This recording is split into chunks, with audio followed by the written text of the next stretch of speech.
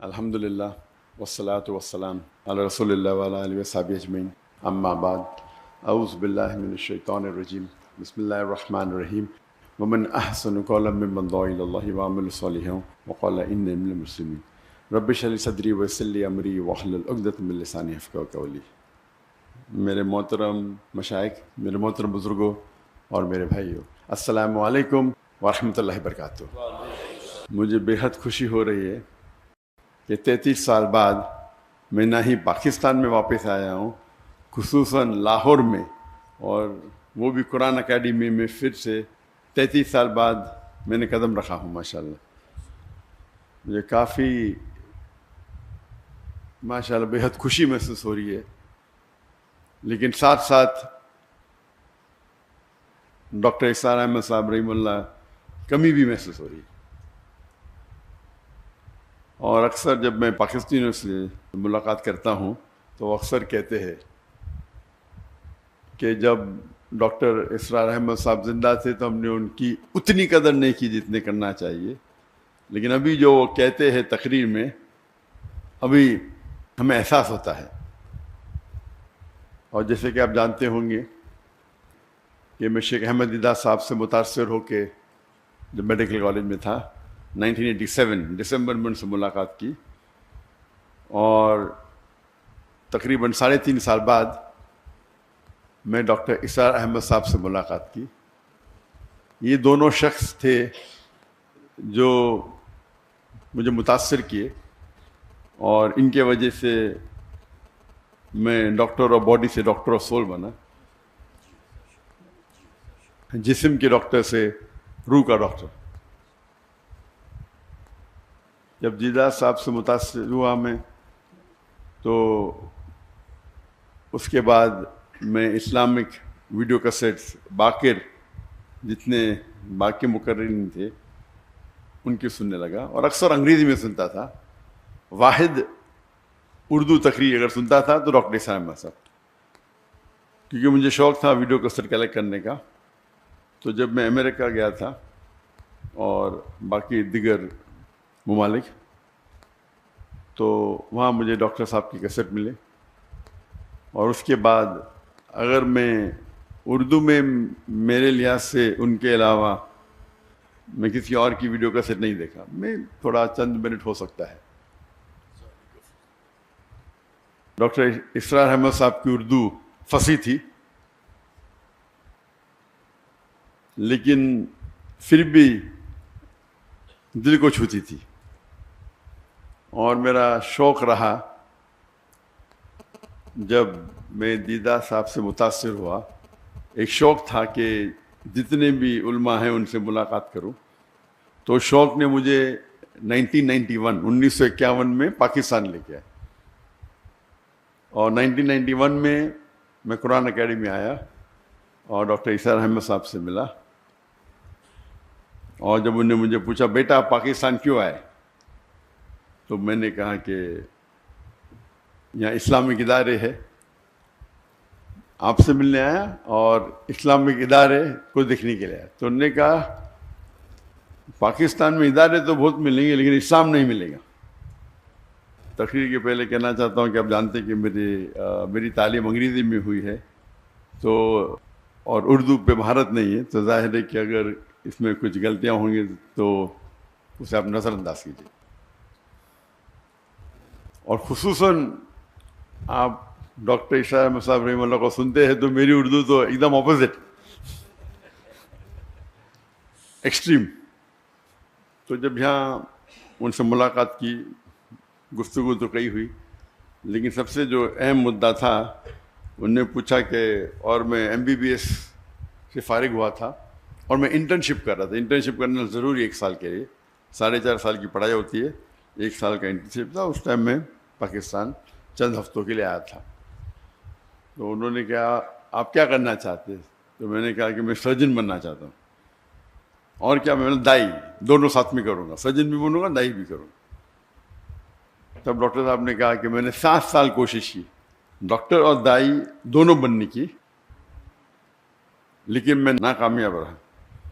اگر آپ مہارت چاہتے ہیں تو دونوں میں سے ایک چننا پڑے گا۔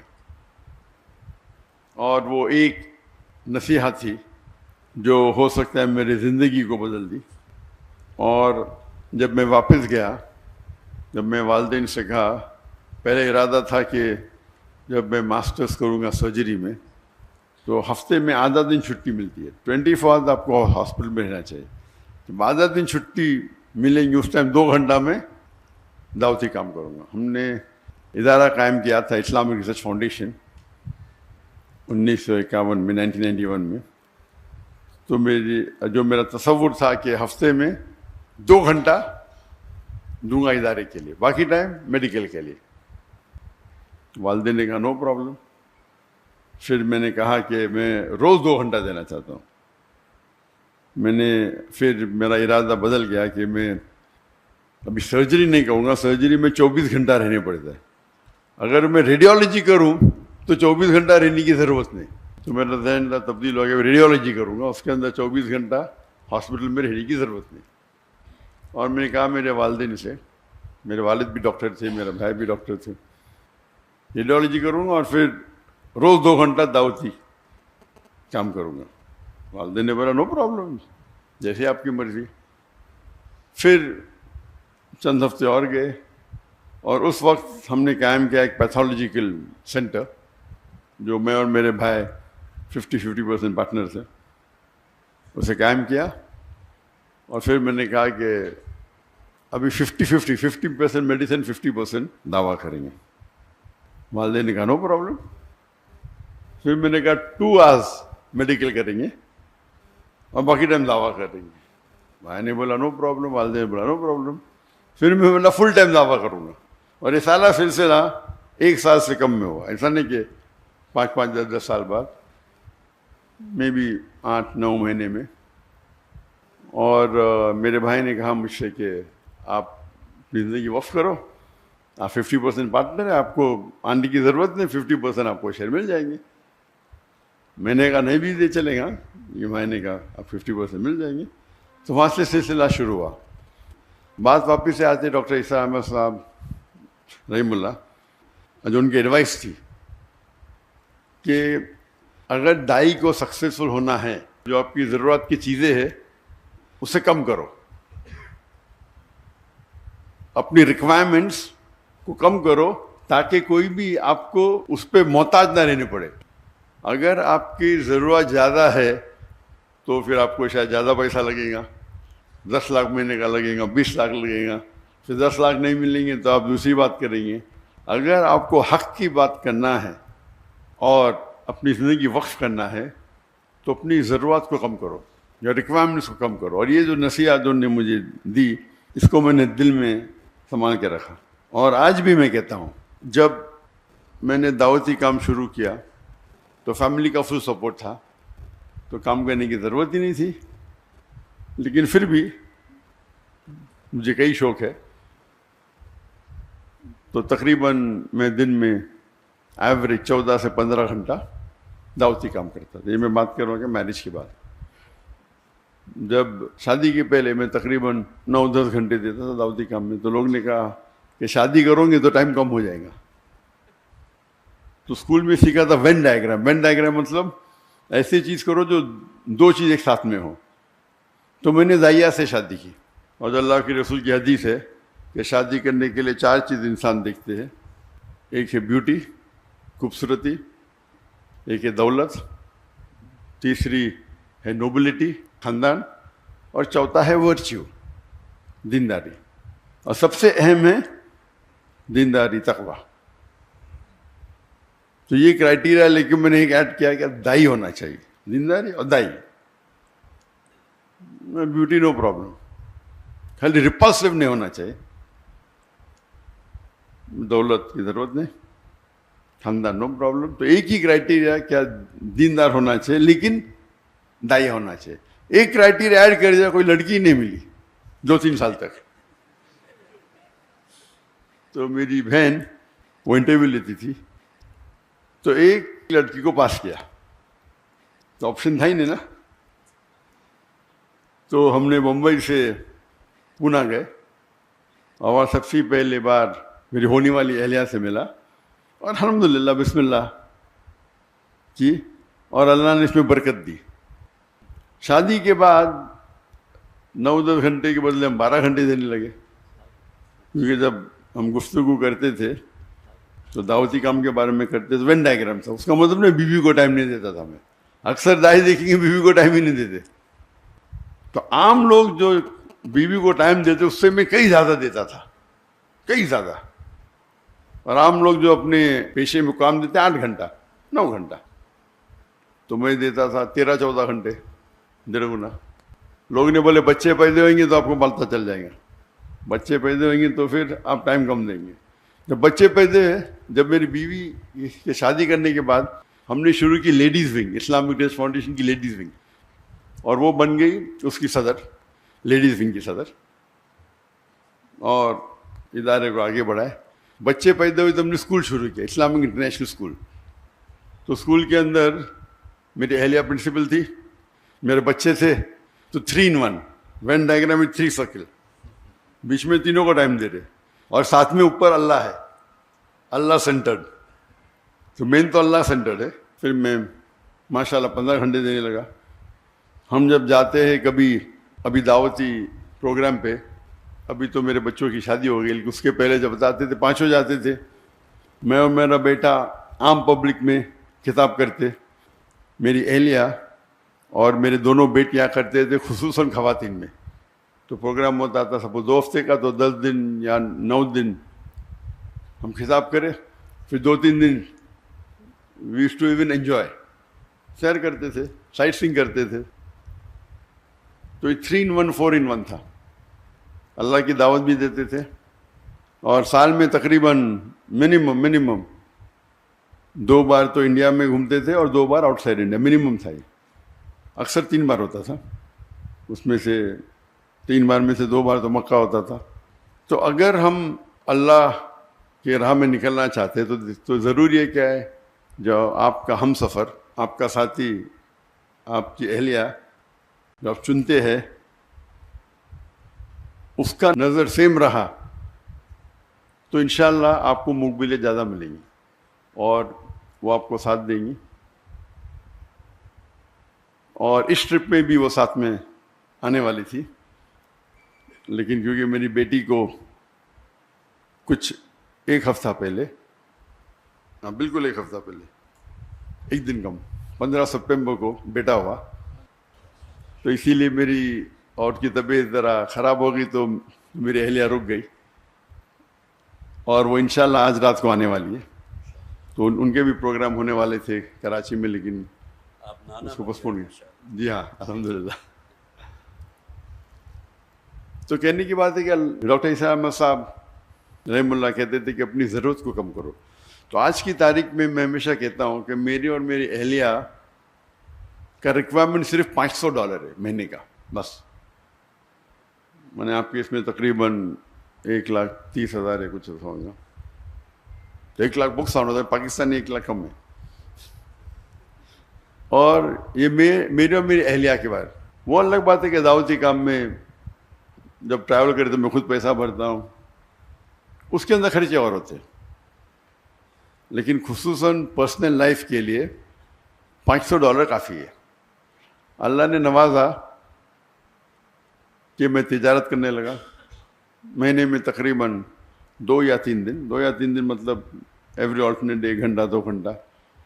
بزنس کرنا بھی ماشاءاللہ اللہ کے رسول کی سنت ہے، اور اللہ نے بہت نوازا. فیملی کی طرف سے سپورٹ تھا. میں نے میرے والدہ سے 15 لاکھ روپے لی پاکستانی، اس ٹائم 1:1.5 تھا، تو ہو سکتا ہے 20 لاکھ 22 لاکھ پاکستانی روپے اس ٹائم لی، اور 8 مہینے میں واپس کر دی. پہلے مہینے میں ماشاءاللہ 250% پروفٹ. پھر اس طریقے سے اللہ نے نوازا، کئی بزنسز کیے اور بزنس بڑھتے ہی گئے. لیکن میرا اصول تھا کہ میں وقت نہیں دوں گا، اپنا ذہن لگاؤں گا، سیٹ اپ کروں گا اور پھر اس کے حوالے کروں گا. اور یہ حوالے کرنے کی وجہ سے کئی لوگ نے مجھے دھوکہ بھی دیا. دھوکہ مطلب میرے پیسے لے کے بھاگ گئے. میں نے کیا پرابلم، مجھے کوئی پرابلم، بڑی اماؤنٹ. کچھ ہندوستانی تھے, کچھ پاکستانی بھی تھے میرے پارٹنرز دبئی میں, ملین لیے. میں نے کہا کہ میں تو زیرو سے آیا, جو پیسہ لے ماں کو واپس دیا, باقی تو سب اللہ کا ہے. میرا اصول تھا کہ میں میرے دعوتی کام میں خلل نہیں آنا چاہیے.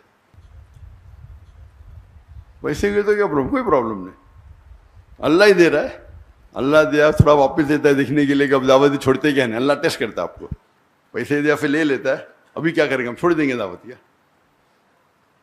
تو اللہ کا فضل ہے الحمدللہ. اور جب میرے بیٹے, میں نے کہا بیٹوں کو آپ کو بزنس سیکھنا کوئی بڑی بیوقوفی ہے, دعویٰ چھوڑ کے, ایسا اچھی بات ہے لیکن دعویٰ چھوڑ کے بزنس سیکھنا بیوقوفی ہے. بیٹا بولتا ابا مجھے بھی تو سکھاؤ. تو میں آپ سب سے بڑے امیر بزنس مین بنیں گے اگر بل گیٹس یا جیف بیزوس یا ایلون مسک, ایک چھوٹے سے چھوٹا دائی ایلون مسک سے بہتر ہے. لیکن ٹھیک ہے, کیونکہ اللہ نے مجھے سہولت دی تو میں نے بولا بات تمہارے نام پہ شروع کر دو, نو پرابلم. لیکن بزنس میں ہمیشہ اللہ تعالیٰ کو اپنا پارٹنر بناؤ. اور جب اللہ تعالیٰ کو پارٹنر بناتے, چھوٹا پارٹنر تو نہیں بنا سکتے نا, برابر. تو میں نے بیٹے کا منیمم آپ کو 51% اس کی جو انکم ہے, 51% جو منافع ہوتا ہے وہ اللہ کے راہ میں دینے پڑیں گا. میں تو ویٹرن ہوں, میں پرانا ہوں, میں تو زیادہ دیتا ہوں, کتنا دیتا ہوں بولوں گا نہیں, لیکن یہ تو نہیں ابھی ہے. تو 51% آپ کو اللہ کے راہ میں دینے پڑے گا. اور جتنا آپ اللہ کو جتنا زیادہ دیں گے پرسنٹیج, جو بچتا ہے وہ آپ کے پاس زیادہ رہتا ہے. میں ہمیشہ کہتا ہوں ایون میرے اسٹاف سے, ہمارے پاس بمبئی میں صرف 500 ملازم تھے, فل ٹائم پیڈ امپلائیز, اور والنٹیئر 10,000 سے اوپر تھے. تو میں کہتا تھا کہ اگر آپ 10,000 روپیہ بھی کماتے, اللہ کے راہ میں جو زکوٰۃ ہے وہ فرض ہے اپنی جگہ پہ, کچھ تو اللہ کے راہ میں خرچہ کرو, بھلے 10% ہو. جب 10% خرچہ کریں گے آپ تو غریب, آپ کو زکوٰۃ تو دینا نہیں, تو آپ کے پاس بچے گا 9,000 روپے. اللہ تعالیٰ اپنی تنخواہ کو کر دے گا 15,000. تو 15,000 سے 10% نکالو, کتنا بچتا آپ کا, 13.5. پہلے 10 تھا, ابھی 13.5 ہو گیا, یعنی 35% بڑھ گیا آپ کا. پھر آپ 15% کرو, اللہ تعالیٰ 15,000 سے آپ کی تنخواہ کر دے گا 30,000. جتنا آپ بڑھائیں گے آپ کا پرسنٹیج کم رہے گا, لیکن جو اماؤنٹ ہے وہ زیادہ رہے گا. تو اس اصول کے ساتھ الحمدللہ مہینوں کروڑ روپیہ کما لیتے بہت سے بزنس ہے. لیکن میں زیادہ ٹائم نہیں دیتا ہوں, کرتا ہوں اور چھوڑ دیتا ہوں. ابھی 2 سال پہلے جب میں نے فارغ کے نام پہ شروع کیا, اور میں نے کہا جو میرا جو معیار تھا, میں نے کتنا تھا بولوں گا نہیں, میں بولا فارغ کے نام پہ شروع کر رہا ہوں تو اتنا تو نہیں دینے کا. تو میں نے 51% کرا, اور کیا ہو گیا, وہ تجارت میں خسارہ ہو گیا, نیکسٹ بزنس میں بھی خسارہ. تو میں نے میرے اہلیہ سے کہا کیا بات ہے, ہو سکتا ہے کہ میں نے جو میرا معیار رکھا تھا میں زیادہ پرسنٹیج دے, ابھی دھندا تو وہی کر رہا ہوں نا, خالی نام فارغ کا ہے. تو میں نے کہا یہ میں نے غلطی کی, جو میرا جو وعدہ تھا زیادہ دینے کا, خالی نام بدلنے سے, تو میں نے میرے اہلیہ سے کہہ دیا کہ اس کا پرسنٹیج بھی سیم ہوگا جتنا میرا پرسنٹیج ہوگا. تجارت تو میں ہی سنبھال رہا ہوں, میرا بھائی میرا بیٹا سے سائن کر رہا ہے. تو اللہ تعالیٰ چیک کرتا ہے, کبھی کبھی شیطان آتا ہے نا, ارے بیٹے کے نام پہ کر دو, کم کر دو, تمہارا تو نہیں, وہ تمہارا وعدہ اللہ کے ساتھ, بیٹے کا تھوڑی ہے.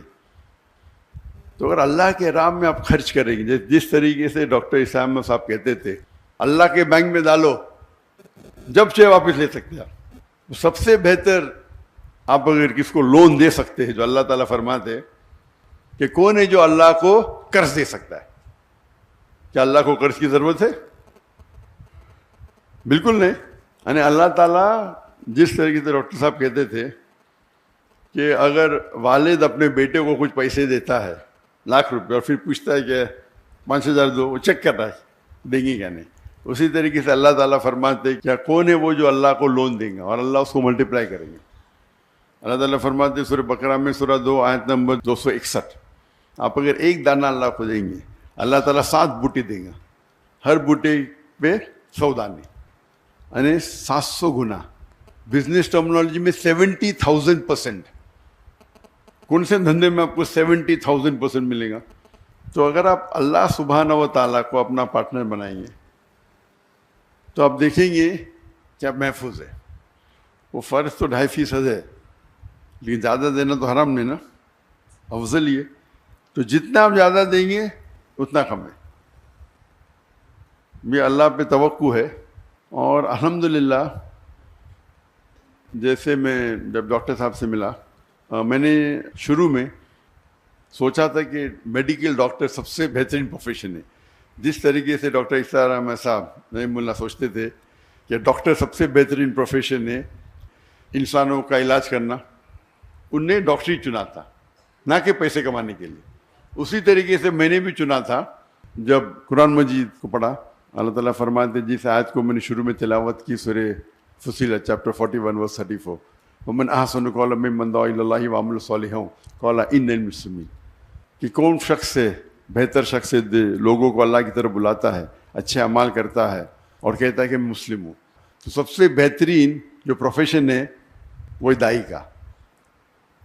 تو اسی لیے میں نے ڈاکٹری چھوڑ کے دائی بنا، اور اللہ سے امید رکھتا ہوں کہ جو بھی کچھ ہم تھوڑا کام کر رہے، جو ہمبل ایفرٹس ہمارے ہیں، وہ اللہ تعالیٰ قبول فرمائے.